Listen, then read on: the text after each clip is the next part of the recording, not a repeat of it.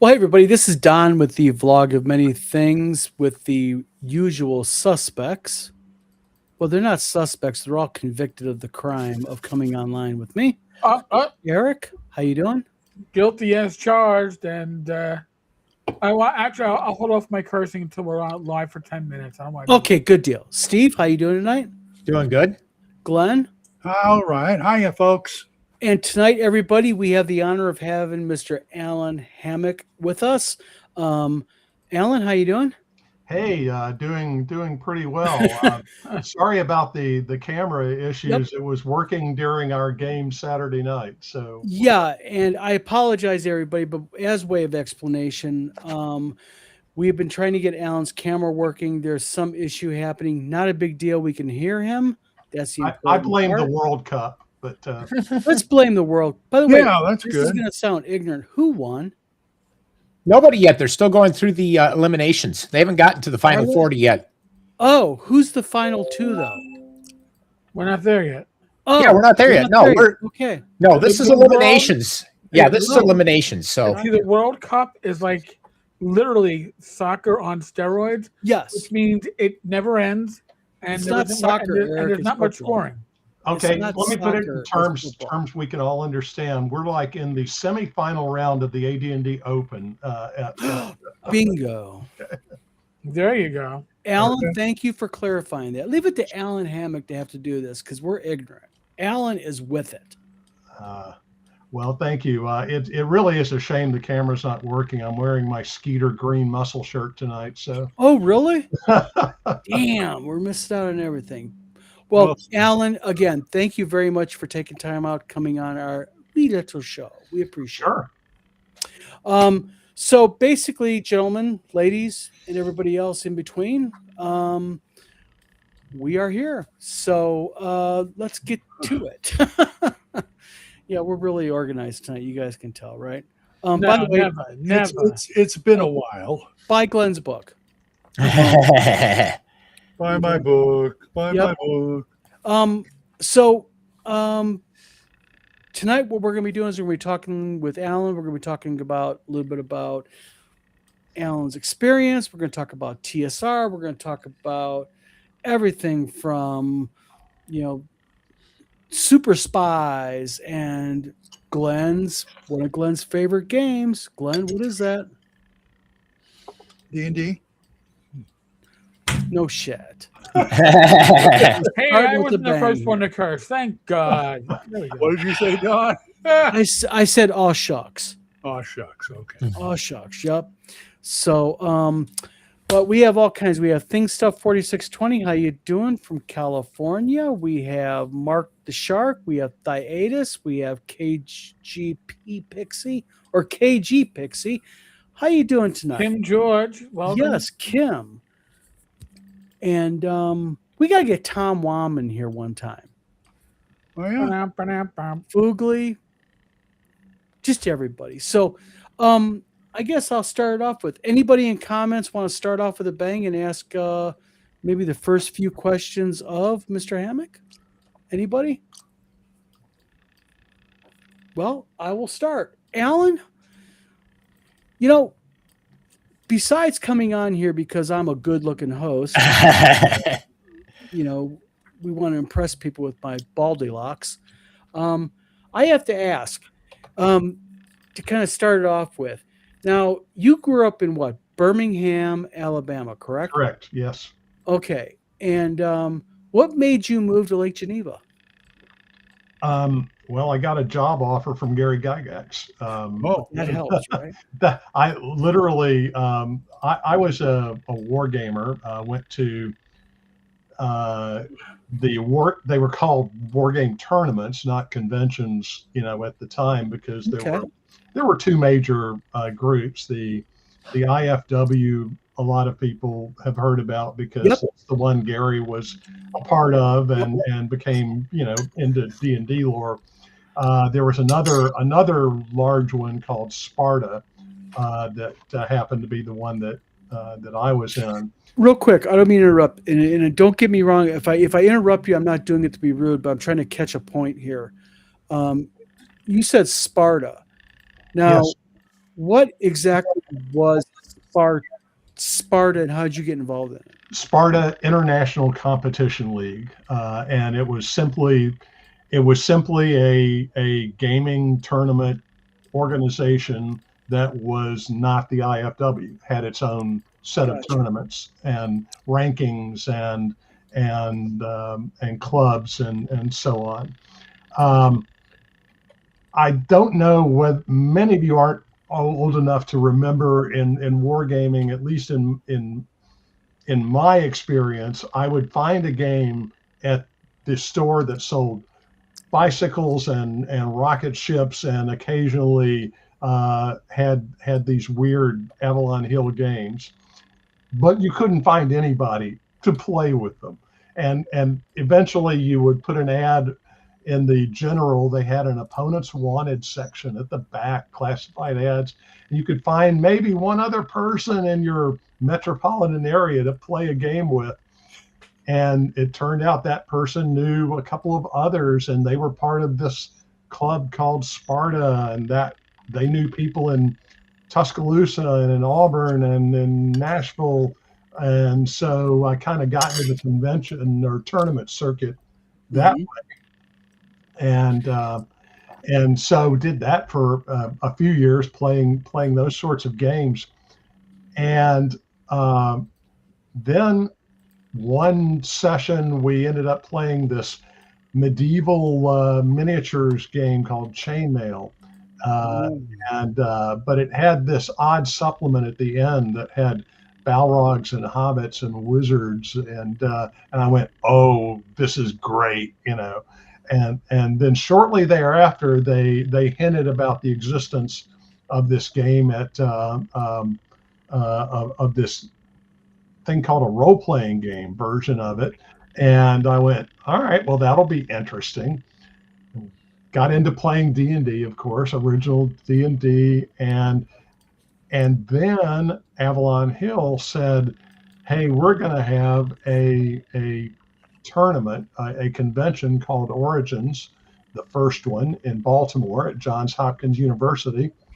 And not only are we going to have war game tournaments, we're going to have role-playing tournaments, and even a couple of this Dungeons and Dragons game there.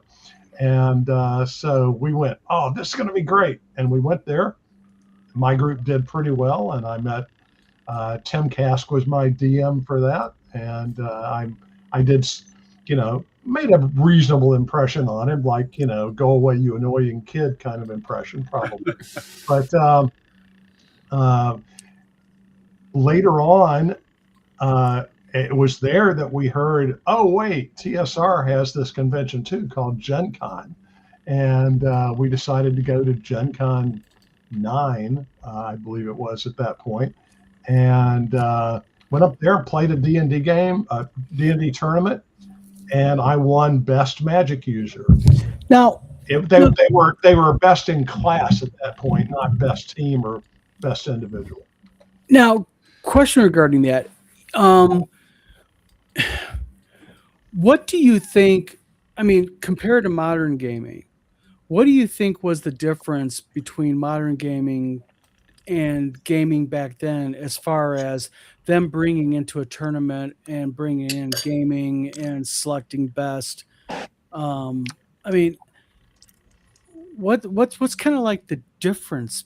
There's a lot of them I know, but yeah, you can see me nodding, can't you? Yeah, absolutely. Yes, there are a lot of differences, but the one that whenever I replay one of my old games that was originally a tournament, like the question that Dan had, the Ghost Tower of Inverness. Yeah, ponies up. I do take a couple of minutes to say modern gamers don't play at the same speed that the old tournament gamers did, because the clock was one of your enemies, not just Yes. the monsters. You had to be on the ball. You had to make quick decisions. You had to try to bypass things if you could, and not only were you fighting the clock and the monsters in the adventure, you were trying to do it faster than all the other tables that were doing it at the same time. So tournaments, and this is something I think a lot of players don't understand, is tournaments back then were radically different than they are now. I think, at least. Right.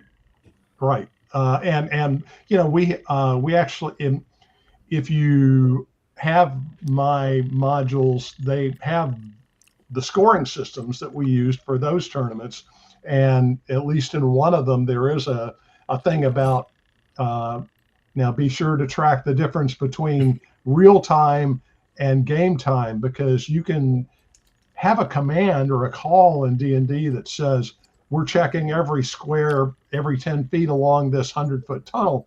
Okay, that took him 6 seconds to say, but it's going to take 10 game turns, if you check off on your little log there, and that's counting against him at the end. So, well, I guess I'm gonna bring Eric into this. I got a question for Eric that kind of brings in with Allen too. Is, Eric, when I noticed something about you, and some of the pictures from CNY kind of show that is, and I'm going to ask kind of Eric and Allen the same question.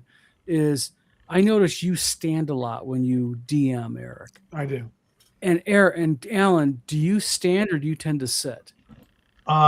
It's a little of both. I've had a bad back for a while. I had spinal surgery 4 years ago. Oh, so I have to do a bit of both. Traveling to cons is a physical challenge now, as well as everything else. But yeah, I will do a little of both. Sometimes you stand to get a kind of bird's eye view of the top down situation if you're playing with figures and such. But between you two, and I'm going to let you two kind of like mishmash this together yourselves. Eric, why do you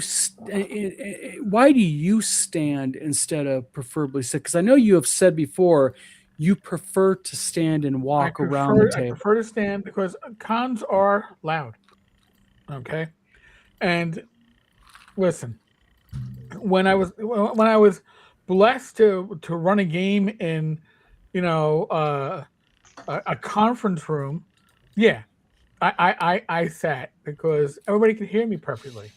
But I can project. I can put on the voice of God that I used for 20 years as a cop. But I don't want to do that at a convention. Nobody needs to hear that come out of me.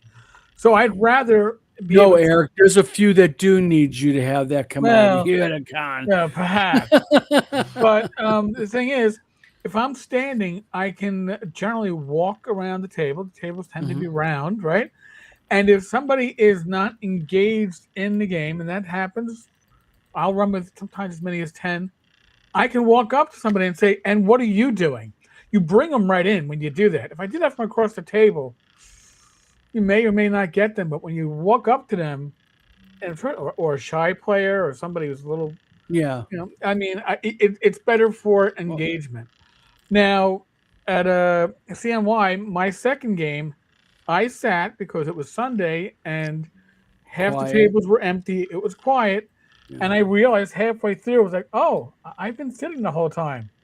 And I'm okay with that.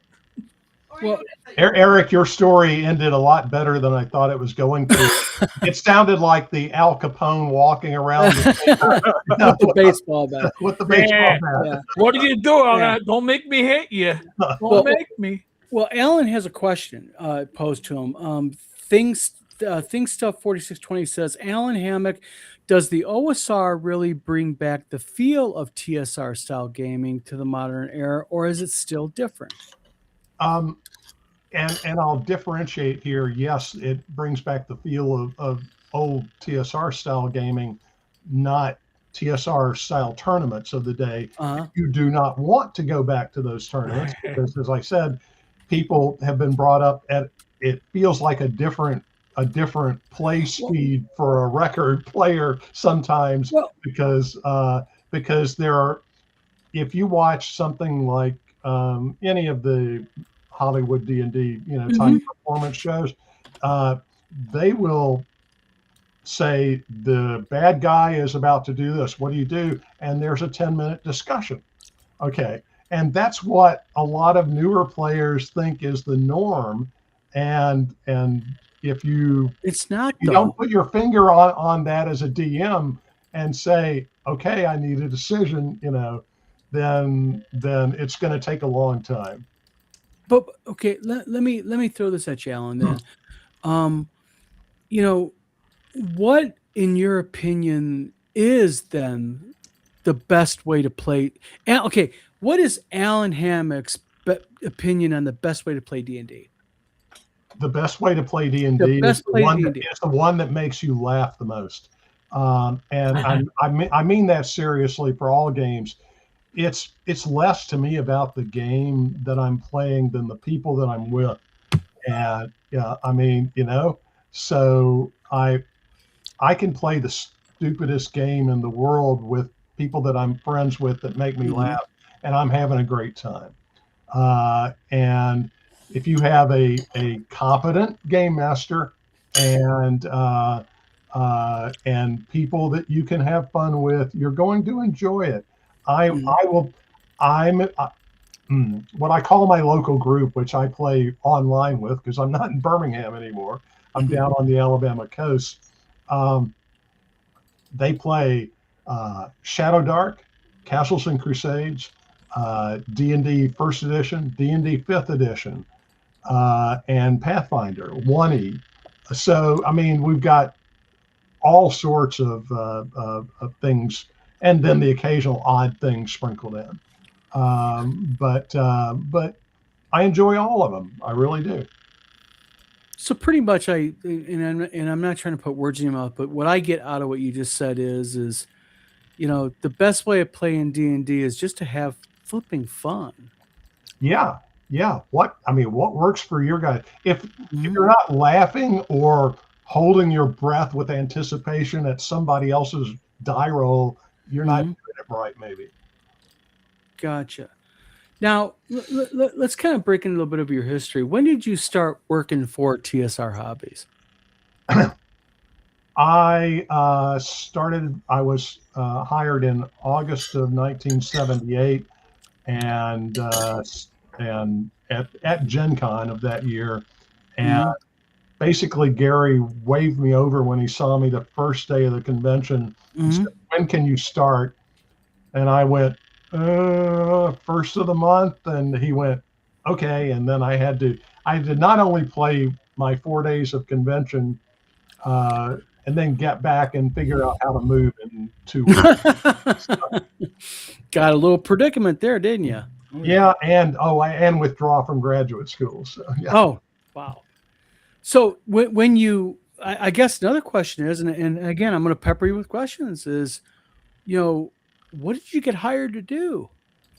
I was hired as an editor, but that was a broad definition back then. Yeah, Tim Cash used to say that job titles back then were loose. Yes, I'm nodding in concurrence. That is correct. They were, and credits were ludicrous too. But anyway, back then, some of you are old enough to remember that editing, that things were typeset, sent to an expensive typesetter. You couldn't print in your fonts at your home computer, and it cost a lot of money to do that. So you wanted an editor to get things right before they went to the typesetter, so that there were minimal corrections. And then what we called galleys were rolled out. Galley proofs. Through waxers, and you physically put them on large cardboard mock-up sheets of each page. Alan, you are bringing up a term that I have not heard in many, many, many, many years. The galley proof. Wow. So part of the editing is not just being able to spell well. I mean, that's what we call a copy edit. In this case, they wanted somebody who could spell well, spot mistakes in games. So you had to know the games as well. But you also had to be able to what we called spec type. And that meant looking at what you had coming off a typewriter and being able to predict with calculations, if we went with souvenir 9-point type, how many column inches would this produce? And that meant that you could ask the artist to start working a little bit ahead of time because you had a rough idea of what kind of art space that you needed to fill. Now, Devilish Dan VT says he has a comment. Maybe you want to comment or respond to it. He says D&D might be dead now since they want to move into a subscription-based service. What are your opinions on the move into more of a digital subscription-based service versus traditional? I hate the idea of players having to play. I understand the idea of DMs having to pay a certain amount to buy a resource book or something, even if it's a virtual book. I really get annoyed at the idea of microtransactions within the game, like, pay $1 and we'll, color your avatar purple, that doesn't appeal to me at all. That being said, things like Roll20's implementation and even the D&D Beyond character calculator are useful tools, but they're tools to me the way the books were tools. Like how so? Like what do you mean? Well, because it's a lot easier to knock out a new character and see, if I take this feat, what does that change on the bottom line calculations than how we used to have to do it with pencil and paper and adding. Now,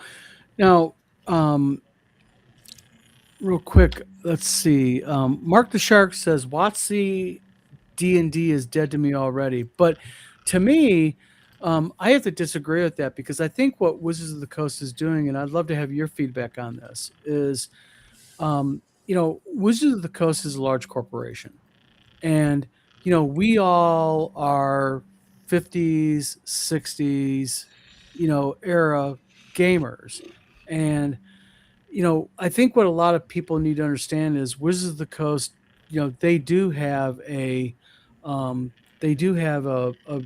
shareholders to answer to and such, but I don't think D&D is dead because of WotC. I think they're just changing their business model, which is a smart thing to do. Anyone? Well, I mean, let's be honest. The money is Magic the Gathering. Okay, for any of us to pretend otherwise is foolish. So I can't begrudge them for focusing on what makes them money, and I can't. And I. Oh, there is Tom. Live. Hello, Tom. Oh, I like this setup. This is kind of cool. But at the same time, when your property that is important to us, okay, doesn't make them, I don't know, 1/10, 1/20th, 1/30th of what Magic gets, they're going to put less effort into it, and I understand that. I don't have to like it, but I can understand it. But, and I don't think I don't think the people that were running the property prior understood it. I think with Dan Ayub and the changes that have been coming in, I think that there's more of a focus on its heritage. But again, we'll see. We'll see. it's also beyond our control. But Yeah. as we've iterated many times, we have books, we have other games, we can play things that we like, Absolutely. regardless of That's right. anything that WotC or Hasbro does in the future. And So and the thing is, relax. I think that's exactly it. I mean, okay, I've said this before, and I guess since I have Allen Hammack here, I'll ask his opinion on my point. Is even if Wizards of the Coast announced today that they're not doing anything else with D&D, it's a dead IP to them. There is enough stuff out there that even revolves around the basic imagination that the average D&D player has that I can keep playing for as long as I can live. That's right. Yeah, I have my comment is that I will be playing D&D until the Pinkertons snatch it from my dead cold hand. Amen, brother. That's There you exactly it. Yep. Exactly. But the thing is I think that's though a thing about modern gaming. And again, I'm not knocking anybody who's younger. I have 4 daughters. A couple of them play D&D. My big thing is I think a lot of the younger players have this mindset of I have to be fed the next adventure. I have to be told what the storyline is instead of going, I'm going to create this myself. I'm going to make something myself out of it. Alan, what's your opinion on that, Alan? The getting back to the way that it was played originally, there really weren't adventures. I mean, we thought the entire idea was that everybody who played would eventually become a dungeon master, and each of us would create our own worlds to play in for our friends, and that's what we did. And I was frankly surprised that there was a market for a world setting like Greyhawk, or I said, why aren't you creating your own worlds? With your, in my case, from favorite books that I had read. I took names and places from my favorite authors and jammed them together. So. All right, Alan, you just opened a can of worms. I got a few questions to ask you. All right. What is your favorite setting, Alan? My favorite setting, you mean like as a world setting? As a world setting. Yeah. And why? World of Greyhawk, because I edited it. You know what? There's no wrongful shilling there, because you know what? That's my favorite setting besides my own. Well, also, I there's nothing that I make royalties on anymore. Unlike many of your guests, I've got no ponies in this fight. So, so all that's my favorite setting. What is your opinion of Dragonlance Chronicles? Tracy and Margaret are good friends. I was one of the people that looked at Tracy's resume when we were considering whether or not to hire him. That was no way. You did. You were in on that? That was one of the easiest decisions I ever had as design manager. So yeah. Amazing. Yeah. So you were, so basically Greyhawk's your favorite setting. You were in on Tracy. Wow. Getting him to TSR. Yeah. Yeah. Wow.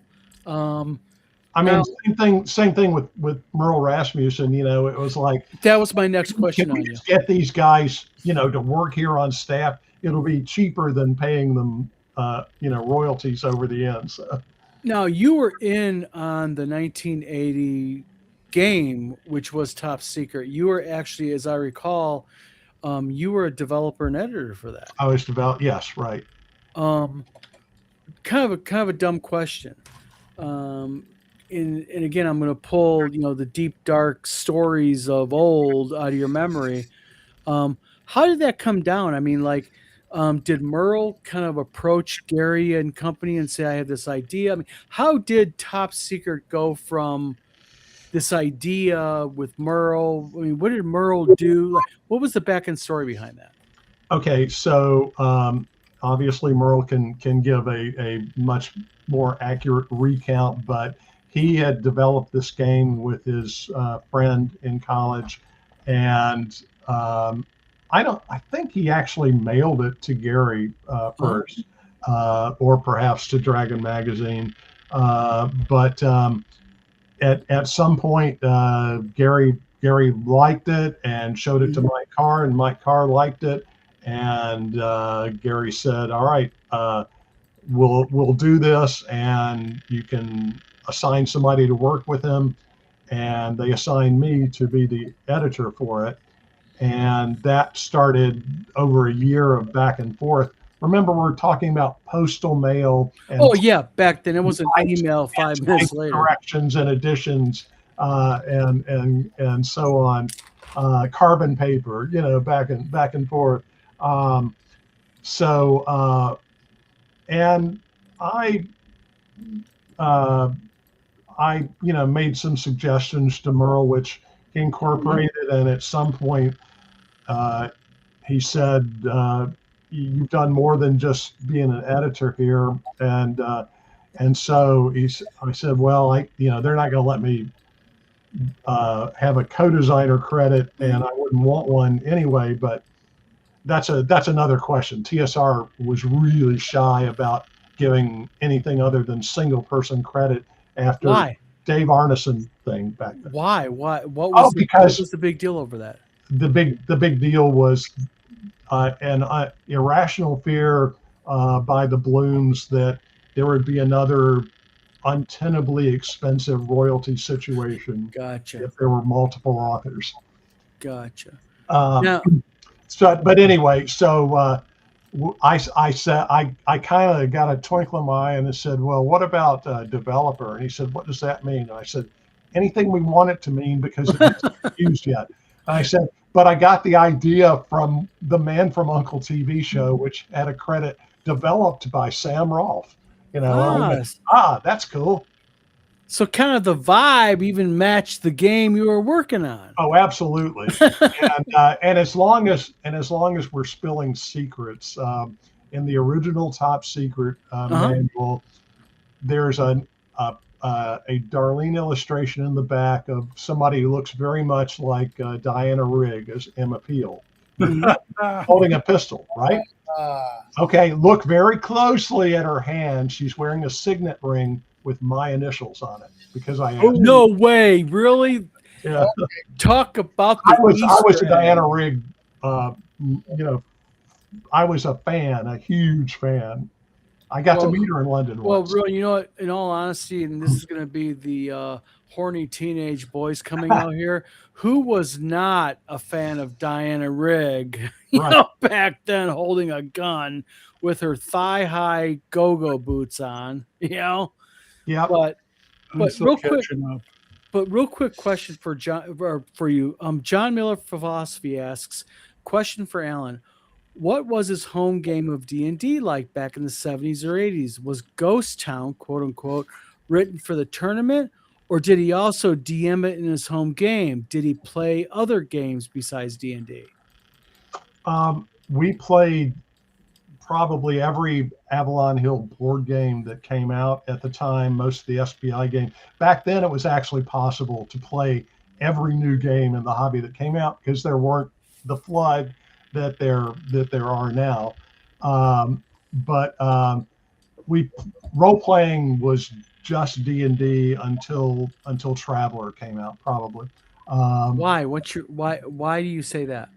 Oh, because when we started playing D&D in 1975, I mean, so there weren't any others that we knew about, that were available to us.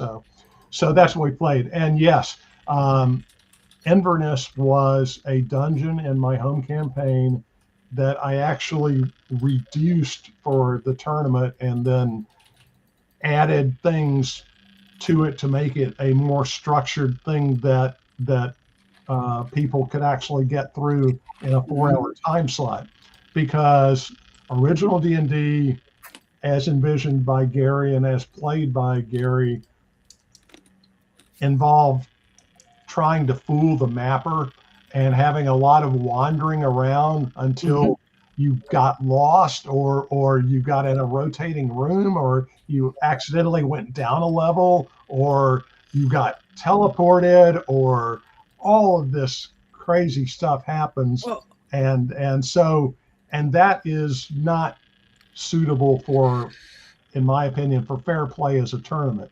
gotcha. I used my experience as a tournament player and the frustrations I had with the tournaments at the time to try to make something more fair to players. Now, I think Tom, do you got a question? Yeah. Kick it, man. Open up thy mouth. The squirrels are running. Now that I find out that Ghost Tower of Inverness was your adventure, I'm like mind blown, because I remember that was one of the first adventures we played. My friend Darren, actually, Lawnmower Money, went out and bought it, and we were like, all right, you game master it. And Lawnmower Money. Amen, brother. Everybody lawnmower money. Lawnmower Money or 5% discount. Oops, did I say that? I didn't say that. I do have a question, since we're just talking about Top Secret. Yeah. And clearly from my background, you kind of know what game is my favorite. And I was wondering if there was... it is most definitely Star Frontiers. Oh, I was going to say the other one. Darn. Hell no, on Gamble World. No. Is there any dirt, any backstory on Star Frontiers you can enlighten us with that maybe we haven't heard? Just out of curiosity. I love that we got, Larry Elmore to do a cover on it. And that was probably the only thing that went right from the design standpoint. At that, I mean, it was a. Why? Every designer loved science fiction and wanted to make a mark on it, for our science fiction game, and it was difficult to reconcile Lawrence and Zeb and Tom Mulvey and myself and Harold. And why though, Alan? Because I know this will be shock to you, but we're all game designers and we have this thing called ego. No, and there's a little voice in the corner of our minds saying, your idea is better than theirs. Your idea is better than theirs. Okay. As an expert on Star Frontiers, I can say, yeah, I can see that, because there's a little bit of wonkiness in the rules. So, but let me ask you this, because I think the robot rules for robot programming are just the best thing I've ever seen for running robots in a game. Who contributed that? I'm just really curious. Oh, if I say I'll be wrong, I mean, but you'll be forgiven here, Alan. Yeah, I think that was maybe Zeb's primary input there, which is kind of ironic because after I left TSR, one of the jobs that I went to, I got a master's in computer science and became a systems analyst and did all of that coding, So. Nice. Well, I just love that it was set up for you to rewrite a function or rewrite a mission, and then the DM was supposed to interpret it literally. And if it went wrong because he interpreted what you wrote literally, I thought that was just beautiful game design, and that was such a great thing. There could be unintended consequences. And that spirit though dates back to Gary's interpretation on the Ring of Three Wishes, which was that he liked to interpret it. If there was a way to misunderstand it, he would.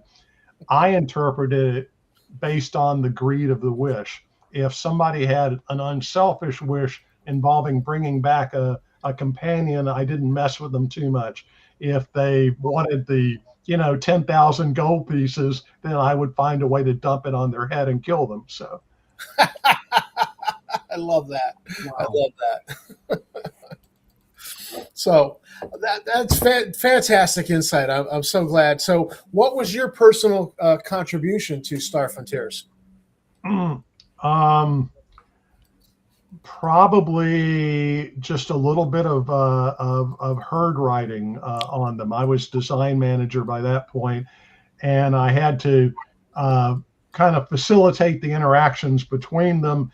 But more importantly, I was the buffer between them and upper management. There was a lot of executive downward interference. You can't see it. My hands are pointing down. They're reaching down from above and sticking meddling fingers into what should have been an even better game, I think. So. All right. Well, one more question, if you can indulge me. In the setting, there was this idea included for one planet that the planet was referred to as Gollywog, and Gollywog is actually a British word for a doll that was very it'd be very PC, not politically correct today, because it was like a depiction of a black person. And so they referred to this. So they included this in the setting, and it has a very distinct, not appropriate, meaning. And I kind of thought that maybe the intention was to say that maybe this planet, which was a monarchy, was the monarchy was black people, which I think is actually a cool thing to include in a setting, especially since I'm a David Weber fan. If you know that reference. But do you know anything about this inclusion of Gollywog into the setting? I do know David Weber. I think that's a Lawrence Schick thing. He was a very educated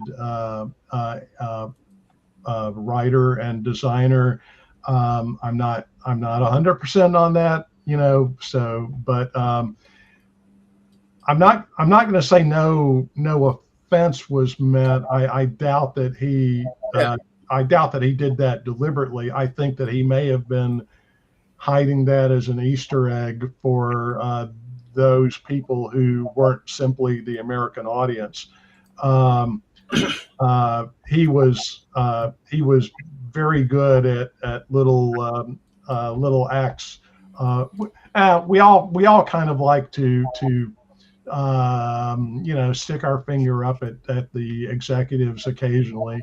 And I think that might have been something that he was doing. Not 100% sure. Well, I've had some conversations with Mr. Schick, and I think I'll go back and tug on his ear for that. And that kind of brings to mind the Palace of the Silver Princess. Yeah. Which had some interesting controversy. I don't know if you care to elaborate on that as well. Jean Wells was a friend. She was a very talented writer. She will forever have a place as one of the first women of gaming, and I think that she was honestly writing a story that she thought was important, that was taking a trope of the woman in distress, or the illusion of a woman in distress kind of thing. And I think that our artists were going through a particular up the establishment phase, and these things coincided. That's my best recollection of it. Perfect storm. Everything just kind of came together. Yeah. And for those people who have one of the original, not redacted Palace of the Silver Princess. They're kind of happy that happened, I think. Yeah, the management was not fond of things that satirized them in particular, and that's how they interpreted at least one of the art pieces in that. So I get that. That's great background. It was an amazing module. I got one. Yeah. I got a question.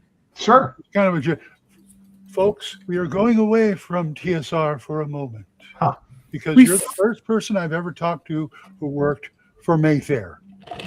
Mayfair. Yeah. Mayfair. Bingo. I always wanted to tell. What was it like working for Mayfair?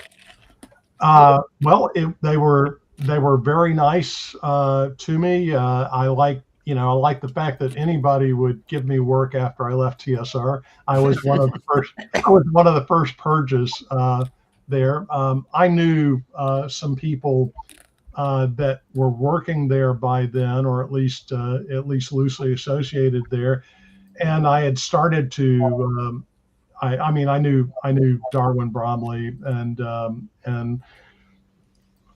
then Jeff Leeson went there for a while after that. But yeah, the cool thing, as the cover that you pointed out, Fantastic Treasures was an idea that I had to defeat the people that were the walking encyclopedias of every magic item that ever came out in D&D. You could tell them one thing about it, and they would start citing every sub effect that it might possibly have. And I went, all right, I'm going to give you some things that you haven't heard of, or you'll have to dig a little deeper for. I always thought Mayfair was like underrated, and I've got a big collection. I got this one. I have not been able to find number 2 because I didn't know it was alphabetical and it stopped at L. Yes. Yes. Yeah. It had to be split into 2 volumes again. Why though, Alan? Do you know why they stopped it? Why they split it? Why they did that? Yeah. Yeah, because back then, even more so than today, the number of pages that a printer could do was based on the size of the offset press. And so you had to do multiples of 24 pages to be the most economical setup. That's why so many were 24 or 48. The next expensive was to subdivide it into 12s. And then it got even more expensive if you subdivided it into 6s. So those are the multiples that you would always find back then. Nice. But I'm still so glad you worked for them, man. They were great. Yeah. It's a great series. I love to introduce those books as the Fantastic Treasures 1, the aptly named Fantastic Treasures 2. And then I was brought in to do the third part of a series called Monsters of Myth and Legend. Now, question for you, Alan, real quick is, and this is kind of going off on kind of maybe a silly tangent or maybe a what if, but if you could choose one, if Allen Hammack was in charge of Wizards of the Coast, and you could say, we're going to put out one old school module that we have done before, but you can't choose something you did. What would be the module that you'd put out? Ooh, wow, that's a really good question. I wouldn't choose Tomb of Horrors because I think it's an unfair module that has way too many, Gotcha. Oh, you're dead, kind of situations. I wouldn't choose Barrier Peaks just because even though it had a gimmicky thing, we're in a spaceship. Again, there were too many things where it was a save or die, kind of thing that I thought. I think that that probably probably Lawrence's A4, The Last of the Slave Lords, I thought was one of the most clever ideas. Really? Uh, I mean, it had never been done before. We did a lot of things in the Slave Lords tournament that hadn't been done before, but yeah, spoiler alert, you're going to start with nothing, I mean, literally nothing, and you have to explore the environment to find something to make a weapon with. That was great. That's the kind of off the wall thinking that I enjoy. Well, let me ask you this question. There's a really, really, really obscure module, and I'm not sure if you know about it, but it's actually N4 called the Treasure Hunt. Oh, I love that one. Yeah, and I think it was out in what, 85 or 86? Zero level. Yeah, and it was by a guy named Aaron Alston. I don't know that. I was let go in 83, and okay. What about X2 Castle Amber? Sure, a lot of fun. It's a mold, eh? It's a hard. By the time, I started in 78, so every module between that and 1983, I probably helped work on, and so I didn't get to play in it. I got to work on them. So you're in some of the best periods that we had with absolutely the most creative geniuses of Zeb and Tom and Harold and Lawrence, and all the rest. My word, I didn't get to play in them to discover them. I got to read them as I'm doing, developmental edit and copy editing and things like that on it. So I didn't experience them the way that y'all did. What is your oh, sorry, go ahead, guys. No, go ahead. What would you say is the difference between playing in it and the way you experienced it? I'm just curious about that. Well, playing in it, you're basically paying attention to the plot line, and you're suspending your disbelief and moving forward. I have to look at it as I have to try to remember every single reference and make sure that something doesn't contradict itself later. And that's tough. I'm drawing lines in a flow chart and all of this kind of thing. So it's a different experience. It's the way, if you're reading something where you have to give a talk on it or analyze it for a lecture, it's a different kind of reading. Okay. I got to head over to my Discord, but somebody asked a link for N4. Don, I sent it to the private chat. Thank you. N4 is $5 in PDF on drive-through. I ran it multiple times in my days back in the 80s because it was a great way for players new. It is in the chat. Yes, it's a lot of fun. You'll enjoy it. And Aaron Austin did some good work back then. All right, folks. Eric, real quick, thank you very much for tonight. You're very welcome. Alan, always good to see you. Yeah, good to see you, Eric. And always a good guest. We love having him on Talking Crit. I'm sure we'll have Alan back on before you all know it. But yes. All right, folks. Good night. God bless. Good night, guys. Real quick, there's a question for Agile Monk.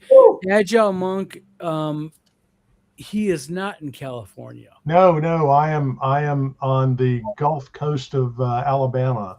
That's right. Eastern shore of Mobile Bay. Yes, but also with Agile Monk is actually in the central United States. I'm not going to tell the state he's in. I'll let him do it if he wants to.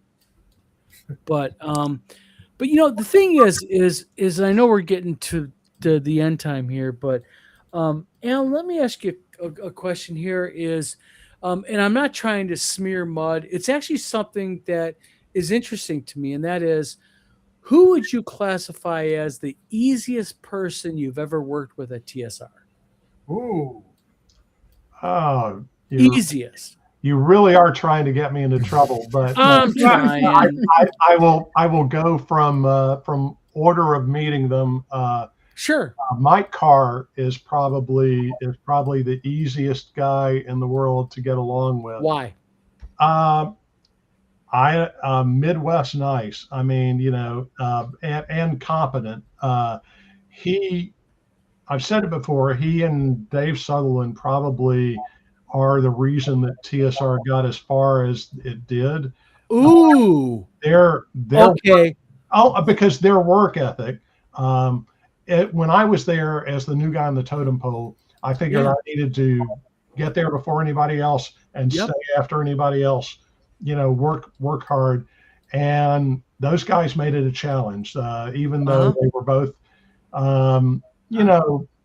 much higher levels than I was at that point, they worked long hours, and so it's more of a work ethic. Well, busting your ass when you have to. It's a really good example when your boss is working longer than you are, but Mike was easy to get along with. He had a quiet charisma, is what I'll call it. He can make a game like a World War I airplane game with square counters sound like Dawn Patrol. Sounds like an intriguing thing to really be a part of. And then take something that I had only passing interest in and go, we're going to make a game just among our group here for Formula One race cars. I went, oh, really? Okay. We're going to do a track for each single track in it. The entire campaign will last about 4 years. So I went, oh, okay, sounds like fun. Now, real quick, I don't mean to interrupt, but real quick, Agile Monk says, I'll say this. Me and my team members are in the stages of Utah and Kentucky, or with some of us are supporting team members being in a lot of other places. Yeah, I know Agile Monk really well. And let me tell you something about Agile Monk. Talk about a guy with a work ethic. Agile Monk will bust his ass, and the Agile Monk will do what is needed. And I've had the pleasure of working with Agile Monk. In fact, me and Agile Monk work on a couple projects together. And talk about it is nice to deal with people. And I deal with people like Steve, and I deal with Glenn and Eric and Tom. Same work ethics. Group of gentlemen that I have the pleasure of being associated with that are willing to put in what they need to in order to do it. And, there's a lot of really talented men on this screen right now. And my hat's off humbly to the gentleman here. And same thing with Allen Hammack. Allen, your work ethic is legendary. The creations that you do are legendary. And, and I'm sitting here and I'm not just saying this, I'm being serious. I'm really humbled by you guys. Well, I appreciate that. I second what you say about everybody else here. It's when I met y'all at cons, it's been a lovely experience. I want to apologize to the people in the chat because once it disappears, I don't have a way to bring it back up again. So I'm losing questions and things. I wasn't deliberately. Oh, you're fine, my friend. Yeah. So. And thank you, Thingiverse. I mean, I'm humbled by that too. I'm not perfect. Me and Eric's gonna be doing a video here this weekend.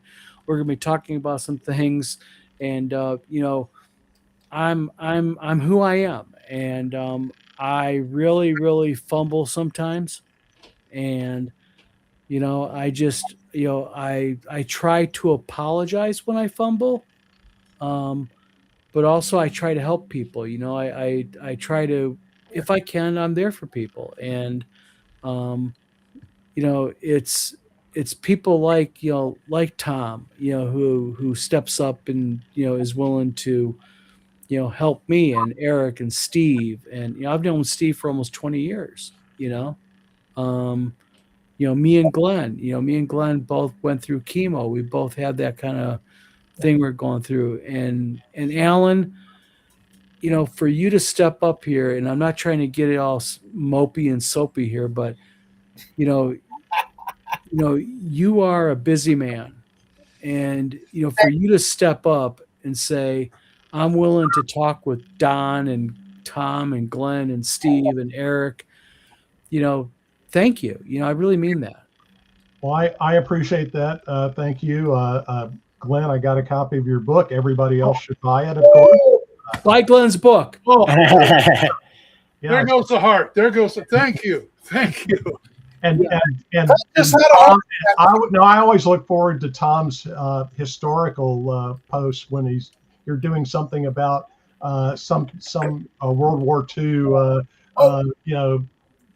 plane or something. I mean, it's just I love the history that I get to learn from being friends with you guys. So.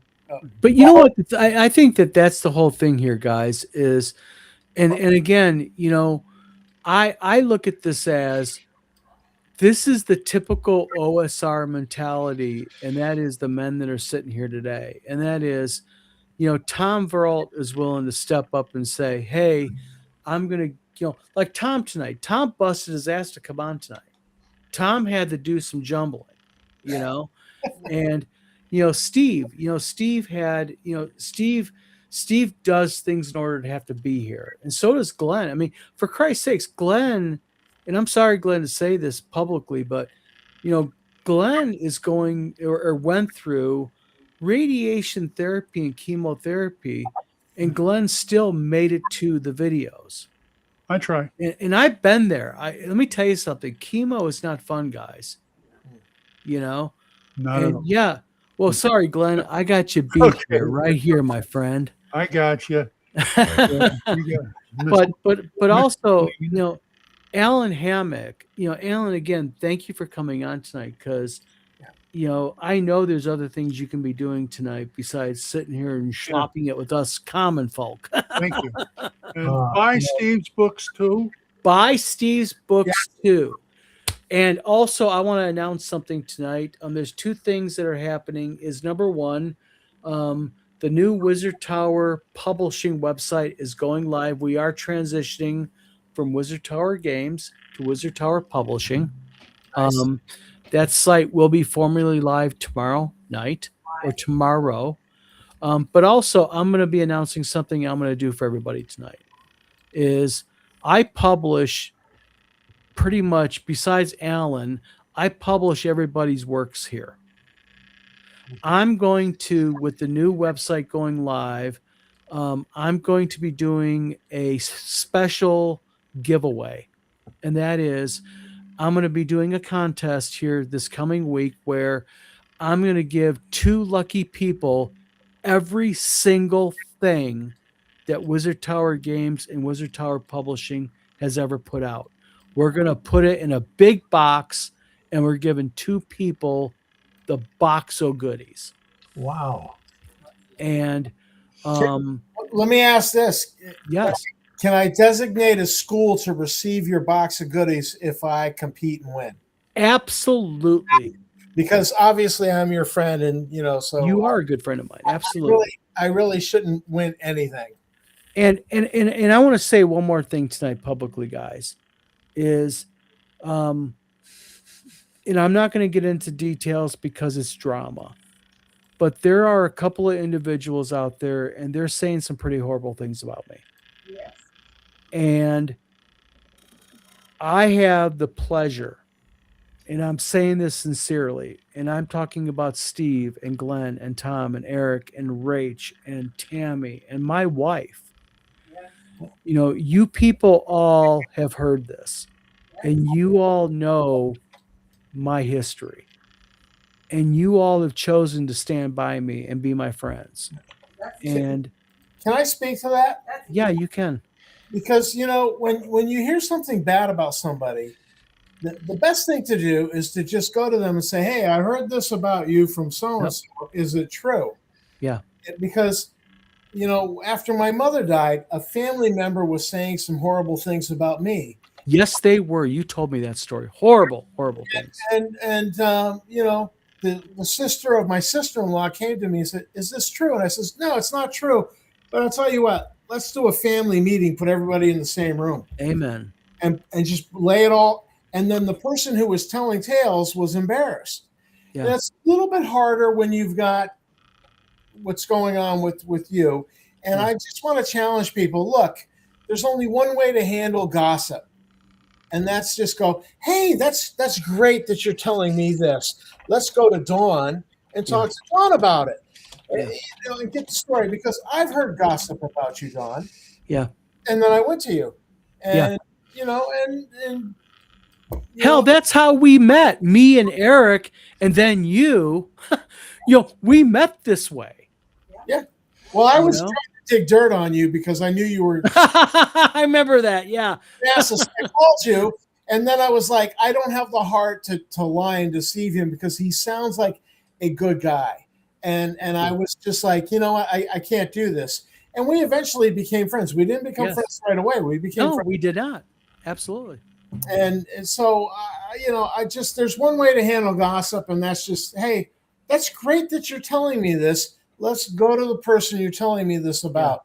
And I just encourage people to do that. Yeah. Because, you know, if the person's like, oh, no, I don't want to do that, then you know what? They're full of bullshit, and don't listen to them.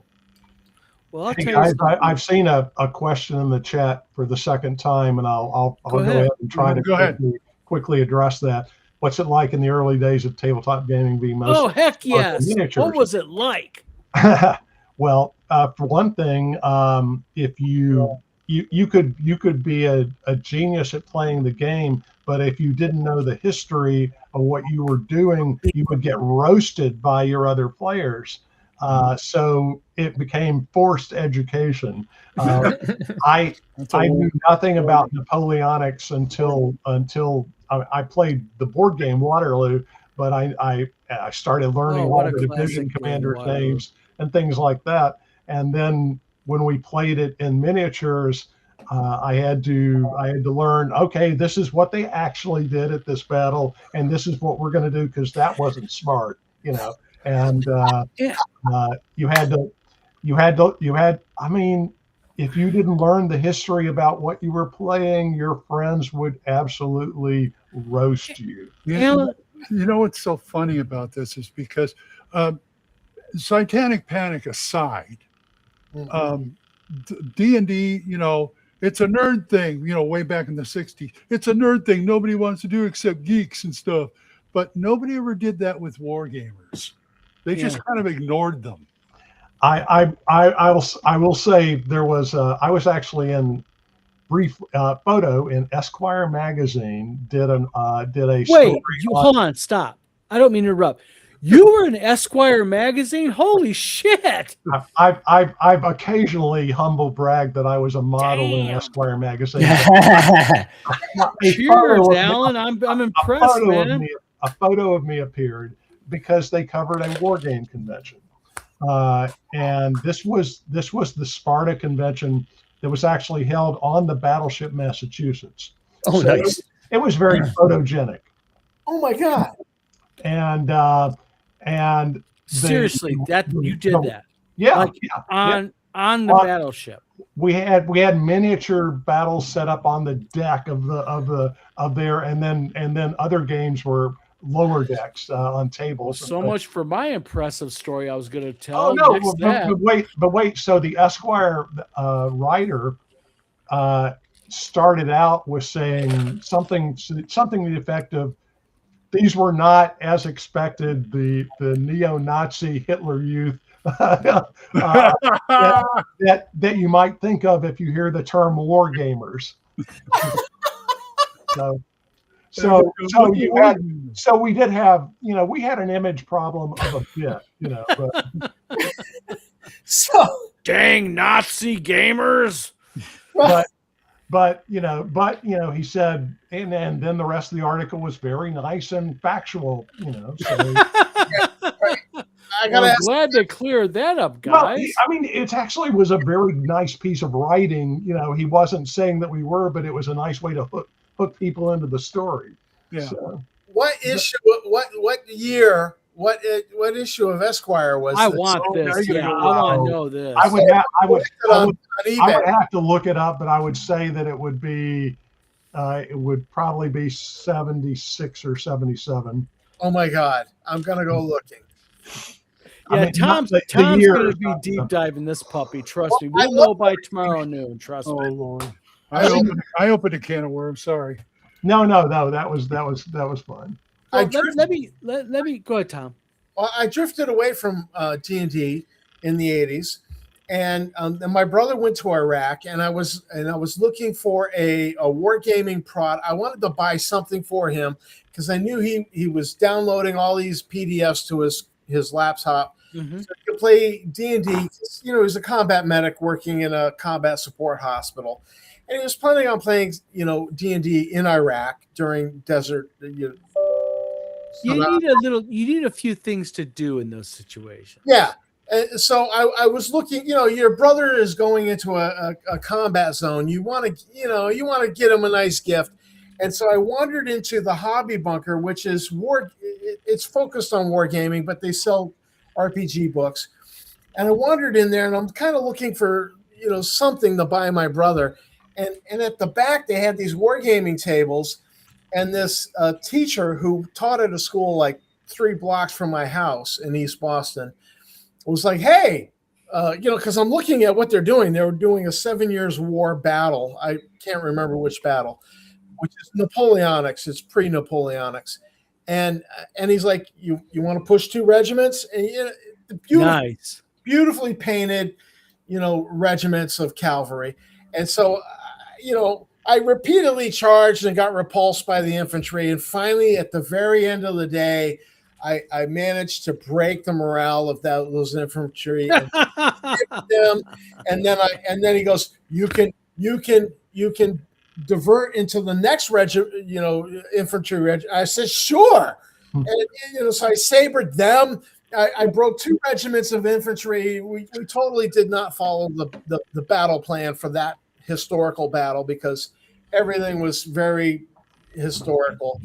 And I was totally hooked. I walked in there looking for a gift for my brother who's going to a combat zone. And I'm like, I'm so painting miniatures and infantry and I'm going to war game. And I was totally hooked on that experience. And so when you talk about that, I'm like, oh God, that is so what I experienced. I do want to share something real quick special. And that is from somebody else. Okay. We have a viewer. His name is Chris Lundgren. And Chris is a massive supporter of the Vlog of Many Things. Chris is a massive OSR supporter. And Chris is about as honest as his day is long. If he says it's true, you could just pretty much bet that it's true. And Chris has started his a YouTube channel back up again. And Chris really is trying to get people to check it out. I've looked at it. I'm not going to put my name attached to anything that I think is shit. This is not shit. This is a really well done channel. He's trying to make it really take off well. So I'm going to share it right here in chat. There it is. If people would like to go ahead and check it out, please do. He's a really good guy, and he's a no BS guy. He doesn't gossip. He doesn't spread lies. He's just a decent guy. So please check it out, like it, and do your thing. So I'm trying to click on that, and I can't open the page. Hold on. Maybe it's my fault, and I got the wrong way of doing it. Is this So the part let where me. This is okay. I'm doing the direct link to his YouTube channel, and this is his YouTube channel. There, that's what it is. That's what it goes to when you go to his YouTube. Things Stuff 462. Yep, Things Stuff 4620. It is actually youtube.com/ maybe if you don't type in you just type in Things Stuff 4620. But I pull it up easy. But Alan, I don't mean to keep you so late. I know we've been yapping and telling war stories and all that good stuff. But again, thank you for coming on tonight, Alan. Yeah, thank you. Oh God, Alan, that was so enlightening. I'm appreciative. My pleasure. My pleasure. And if you are willing to do it, we would love to go ahead and we would love to have you on again if that's possible. Yeah. Think about it. We'll get your video working next time. That'd This is actually Glenn's GoFundMe. Glenn is trying to gather up the money because Glenn's been through chemotherapy, radiation therapy, and Glenn wants to bless WizardCon this October. I'm not the Pope. You know what? You're not the Pope, but you know what? We're going to get you to try to bless the convention. Can you get me one of the Pope hats? That'd be neat to walk around the Hey, amen. Very, very good. But Allen Hammack, again, as a long-term fan of your work, I am humbled by you. I want to say something publicly about Tim Kask here. Tim Kask talked very highly of you, just to let you know. Wow. And Tim and me talked a lot about stuff. Jim Wampler was involved in it. And Tim Kask said something about you, and I want to get this right, and I want to let you know. We were talking about TSR alumni one day on his back porch. And I asked Tim Kask, I just said, Tim, what's your opinion of various people? What would you say is one of, the honest guys, the dishonest guys? Come on, tell me some war stories.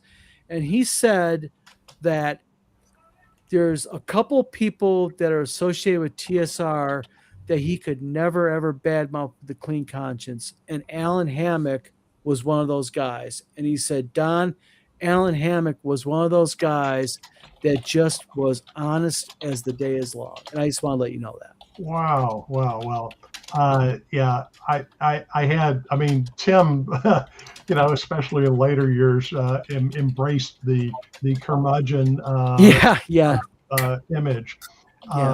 But as rough a talker as he was, he was a softie. In the very early days of the war game tournaments and early conventions, it was a different world. But he let me and some of my friends come up and sleep in his basement for one of the months. He told me that. So in the cellar. And it was I think this was Winter Fantasy, so it was a cold one too. He said, Tim, have you turned the heat on, at all? Yeah.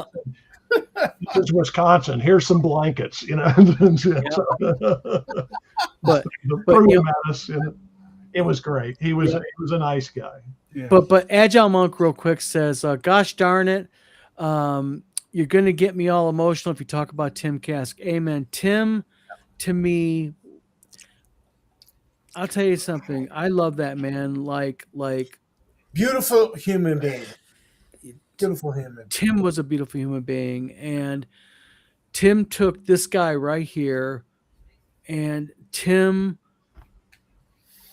could be tough, but Tim always was tough with love. And I'll tell you something. I miss the guy every day. And, I don't mean to sideline the show on you, Alan, but, Tim was just special. And I'll tell you something, Tim thought highly of you. And guys will tell you on the show. I don't tell that to everybody who's on here. Tim legitimately thought very highly of you. And I think with that, we're going to let this go now. And, Alan, again, I am humbled by your agreeing to come on here. Thank you very much. Thank you, Alan. You are, you are an awesome creator. Well, I appreciate that. Stephen, Glenn, Thomas, good to see y'all. Yeah, thank you for coming by. And Glenn, keep it going. I'm a survivor myself. I know that. I know the struggle. So okay, me and Don will keep the fire burning in that. Yeah, we all are. I've been through it too, Alan, just recently. Yeah. And Again, everybody who stepped in here, chatted. Tom, thank you for coming in. Steve, thank you. Glenn, Eric, again, everybody, and most of all, Alan, thank you very much. I know you're a busy man. We got to have you back on. I appreciate. I think we can make that happen, and maybe Okay. even with a working camera. Yes, we'll get a working camera this time. So We have so much fun. yes, we do. So everybody, thank you for tuning into the Vlog of Many Things. WizardTowerPublishing.com will be live tomorrow. We're going to be blasting on our YouTube channel. Wizard Tower Games is, just to let people know, we are transitioning to Wizard Tower Publishing. We're going to start doing more of helping other creators get their work published. We're going to be more orienting to helping other creators see their work. So we're going from more of a buy now to we want to help you get your work print ready and ready to go. And we're going to do POD. Nice. So, And Alan, he can do it too. Yep. He's got the facilities. He can do it. So Alan, again, humbly, thank you very much. Very good. Thank All you. right, gentlemen. You're welcome. Everybody, Thanks, try to have Alan. a good night tonight. Agile Monk, I'll be in contact with you. We got to get things rock and rolling. Same thing, Tom, Steve, everybody. We're going to get everything rolling. So this is Don from the Vlog of Many Things with my very good compatriots. Thanks for tuning in. And we will see you Tuesday. And we will see you